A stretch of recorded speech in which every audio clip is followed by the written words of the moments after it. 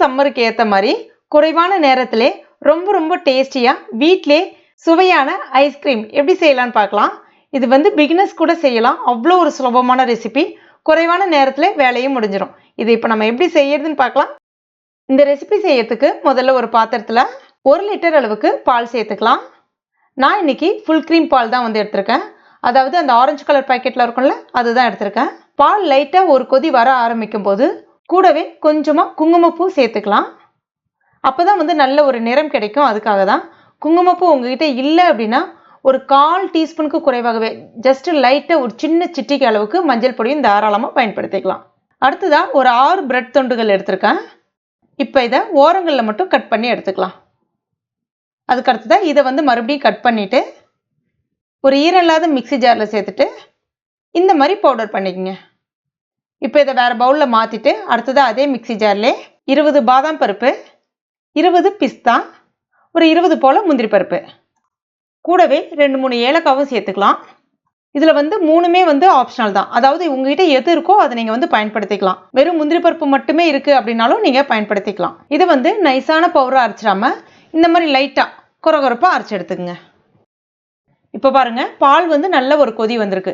பால் ஒரு கொதி ஒரு 2-3 நிமிஷம் மட்டும் கொதிச்சா போதும். ரொம்ப நேரம் அப்படியே திக்காக வத்தி வரணும் அப்படிலாம் கிடையாது. ஒரு 3 நிமிஷம் மட்டும் கொதிச்சா போதும். ஓரங்களில் லைட்டாக ஆடப்படியும் போது எடுத்து விட்டுக்குங்க. அடுத்துதான் இதில் இப்போ சர்க்கரை சேர்த்துக்கலாம். நான் இன்னைக்கு ஒரு 3/4 கப் அளவுக்கு சர்க்கரை சேர்க்குறேன். இது சரியாக 100 கிராம் அளவுக்கு இருக்கும். சுவைக்கு ஏற்றவாறு நீங்கள் சேர்த்துக்குங்க. இப்போ இதை ஒரு முறை கலந்து விட்டுட்டு அடுத்ததான் இப்போ இந்த ஸ்டேஜில் நம்ம பவுடர் பண்ணி வச்சுருந்தோம்ல அந்த ப்ரெட்டு, அதை சேர்த்துக்கலாம். அதுக்கடுத்து தான் அந்த முந்திரி, பாதாம், பிஸ்தாலாம் வச்சுருந்தால அதையும் சேர்த்துக்கலாம். சேர்த்துட்டு கைவிடாமல் கலந்து விட்டுட்டே இருங்க. சட்டுன்னு திக்காக மாறி வர ஆரம்பிக்கும். ஏன்னா நம்ம ப்ரெட்டு சேர்த்துருக்கோம்ல. ஒரு 2-3 நிமிஷம் மட்டுமே இருந்தால் போதும். ரொம்ப நேரம் இருக்கணும்னு கிடையாது. இப்போ பாருங்கள், இது ரெடி ஆகிடுச்சு. இதை நல்லா ஆற வச்சிடலாம். ஆறுனதுக்கப்புறமா இந்த மாதிரி தான் இருக்கும். இப்போ இதை ஒரு பெரிய மிக்ஸி ஜாரில் சேர்த்துட்டு ஜஸ்ட் ஒரு 30 செகண்டுக்கு மட்டும் நல்லா சுற்றிட்டு எடுத்துக்கங்க. இப்போ இது ரெடி ஆகிடுச்சு. அதுக்கு அடுத்ததாக ஒரு கிளாஸில் நெய் அந்த மாதிரிலாம் எதுவுமே தடவாதீங்க. ஒரு பிளைன் கிளாஸில் அப்படியே சேர்த்துக்கலாம். இது நீங்கள் ஒரு ஐஸ்கிரீம் மாதிரி கட் பண்ணியும் சாப்பிட்லாம். இல்லைனா குல்ஃபி மாதிரி ரெடி பண்ணி சாப்பிட்லாம். நான் இன்றைக்கி ஐஸ்கிரீம் ஸ்டிக்கையும் பயன்படுத்தி பண்ணுறேன். உங்களுக்கு ஒரு அலுமினியம் ஃபாயில் ஷீட்டை பயன்படுத்தி நல்லா கவர் பண்ணிக்கங்க. ஜஸ்ட் ஐஸ்கிரீம் ஸ்டிக்கை வச்சுட்டு உங்கள்கிட்ட இது மாதிரி குல்ஃபி மோடு இருந்தாலும் அதுலேயும் நீங்கள் சேர்த்துக்கலாம். நான் உங்களுக்கு எல்லாத்துலேயும் காமிச்சிருக்கேன். அதாவது எது உங்கள் வீட்டில் இருக்கோ அதை நீங்கள் பயன்படுத்திக்கலாம். இப்போ இதை ஃப்ரீசரில் வச்சிடலாம். அட்லீஸ்ட் 8-12 மணி நேரம் அப்படியே இருக்கணும். இப்போ நான் ஒரு 12 மணி நேரம் அப்படியே வச்சுருக்கேன். இப்போ இதை எடுத்துட்டு இதை இப்போ நம்ம அப்படியே எடுத்துடக்கூடாது. தண்ணியில் லைட்டாக இப்படி வச்சுட்டு